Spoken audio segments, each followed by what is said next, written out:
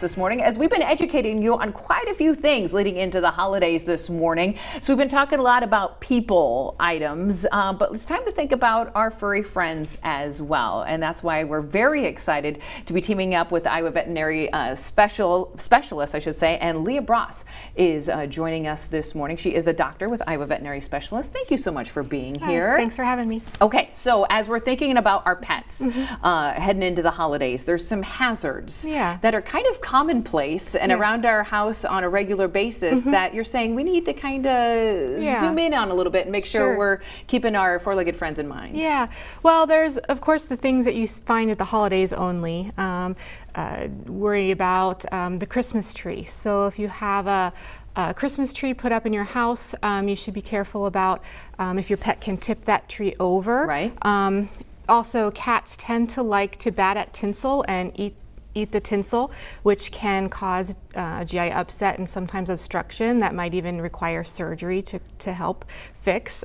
Dogs often think that the ornaments are toys. Chew them up and swallow them, which also can become an obstruction hazard.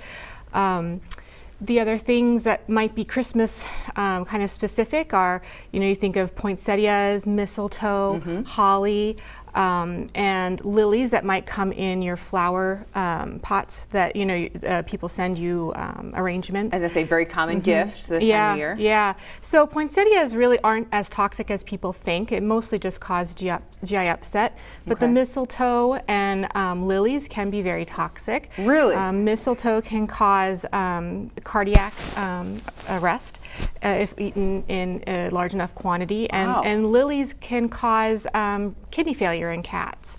So if you get any bouquets, please either take out all the lilies or just ask people to purchase cat-friendly, pet-friendly As you say, bouquets. you could probably move it, but when it comes to a cat, they go anywhere. They go anywhere. So keep that in mind. Wow, I had no idea. Everyone's always so concentrated on poinsettias. We don't think about the other items that are commonplace this time of year. And with your Christmas decorations, all the electrical cords. We've already seen animals this year that have chewed on electrical cords, and it can cause burns in the mouth. Right. It also can cause fluid to build up in the lungs, requiring oxygen therapy and in hospital stay. Really?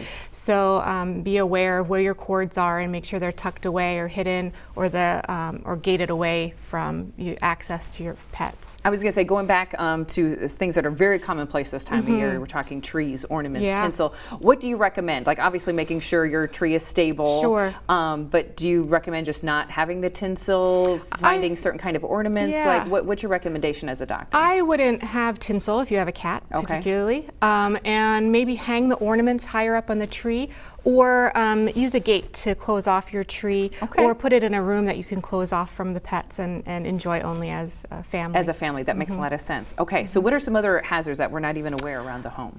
So other hazards that are common all around the year, but more so during the holiday. Right. Lighted candles can cause burns or be tipped over by a pet and cause house fires. Absolutely. Some of the food items, we see lots of Christmas candy. So people set bowls of candy out, they have candy in stockings, and dogs love to get into chocolate just as much as we do. Only the problem with dogs is that it can be toxic. Okay, I'm glad you brought that up because I've heard you're mentioning poinsettias, I've heard the same thing of chocolate, like it's not as toxic as we think. Is that true or false? It's false. Okay, I'm glad you brought that up because I've heard both sides, so I'm like, okay, what is the truth when it comes to chocolate? Now, it depends on how big is your dog and what kind of chocolate they're eating. Okay. So if you have milk chocolate and a very large dog, if they eat one Hershey's Kiss, we're not going to be too worried about that. Okay. But the more concentrated the cocoa, so all the way up to baker's chocolate, only a very small amount can cause a dog to have symptoms of toxicity. Really? So and we're baking more with that type of chocolate this time of year. Cocoa, baker's chocolate, brownies, and even milk chocolate in large enough quantities at a minimum can cause really severe GI upset. And we don't want that around the holidays. No, we don't want that. So definitely chocolate. Any other items around the holidays? Xylitol containing gum. Xylitol has been a big talk in the media about pets and toxicities. So xylitol containing gum in particular, or any of the xylitol artificial sweeteners you might use in your holiday baking. Xylitol can cause initially a real low blood sugar in pets if they eat it, and in large enough quantities can cause liver failure. So put away your baked goods. Put away your gums. Your gum, yeah. Don't keep it out where they might be enticed by something like that. Now we're gonna have a lot of family and friends over, hopefully for the holidays, and eating a lot of food. And you always have those extra table scraps. And in case our favorite friend is visiting us, it's quite often that we might feed them some of those table scraps. As a doctor, what is your opinion on this? As a doctor, I say never feed table scraps. I know that doesn't happen, even though I tell people. But at the holidays, with people over and all, you feel like you want to have your pet be a part of the Christmas experience, and you might offer them some of the food that you're cooking for the holiday meal. But dogs, particularly the ones that don't usually get table scraps, or if you overfeed them table scraps, or even their own treats that they're used to, if they're overfed, can cause GI upset. But most commonly in the ER anyway, we see dogs that have pancreatitis. So it's inflammation of the pancreas and does require hospitalization. It does. So just stay away from table scraps. And if you have guests over, I would put out treats that you're comfortable with your pet eating, but in a limited amount. Otherwise, they might have a lot of the good kind of treats as well. Any particular kind of food specifically that we should be watching out for? Because you've mentioned to me when we were talking during the break, grapes and raisins. I've never heard that before. Yeah, so grapes and raisins can be toxic to dogs.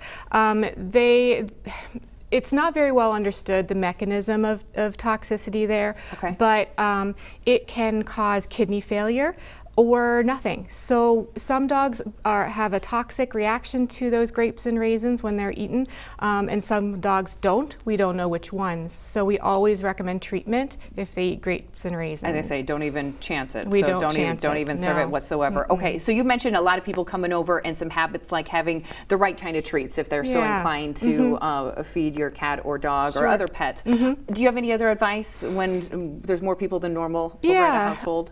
So I recommend picking a room in the house that you can shut off to put all the coats and the purses. A lot of people carry medications in their purse, gum in their purse, chocolate in their purse, or in their coat pockets. So make sure you tell your guests to zip up their bags and put them away in a room. If they're over to stay, make sure that all medications and things that the dog or cat might get into are zipped up, put away where they're unreachable to the household pets. That makes a lot of sense, and that's not a bad thing to ask. To say, hey, we have my pet running around. Just want to make sure everyone's safe and your product is taken care of. Let's talk about the amazing place that you work at, and if there is an emergency, there is a place to go. So Iowa Veterinary Specialties, we're a 24-hour, 365 days a year emergency facility. We also have appointments for some specialties like surgery and oncology and ophthalmology. But the ER facility in particular for the holiday pet hazards is important. Know that you can always show up with your pet with any questions or concerns. We're there. It doesn't matter if you think it's small or big. We're happy to see your pet and give you peace of mind over the holiday or any time of year. As I say, and we're talking Christmas Day. Christmas Day, Christmas Eve, New Year's, all holidays, we're always open. Unbelievable. And just kind of taking a peek inside your facility, you're talking about having everything available in case one of these emergencies that we've kind of alluded to that could be possible. We understand that things get hectic around the holidays or just in life in general. You guys are there ready to take on any of those emergencies. Anything specific this time of year? Is it mostly just eating things they shouldn't if it comes to Christmas decorations or food, or? We see everything from traumas from hit by cars, or sometimes family brings their pets over to visit your family at Christmas, and we end up having dogs that don't get along. So you know, we see that. We see all the different things that they shouldn't be eating. That is probably our most common. Most common this time of year. All right, so hopefully you're heeding our advice and taking some recommendations as you're planning for the holidays. We wanted to make sure we're taking care of not only our family, but our pets, which are family as well. Now, remind everybody where you're located, and in case they need to get in touch with you, do you appreciate a phone call or just stop on by? Whatever. You can hop in the car and come see us at 6110 Creston Avenue in Des Moines. You can give us a call if you have any questions before you come in.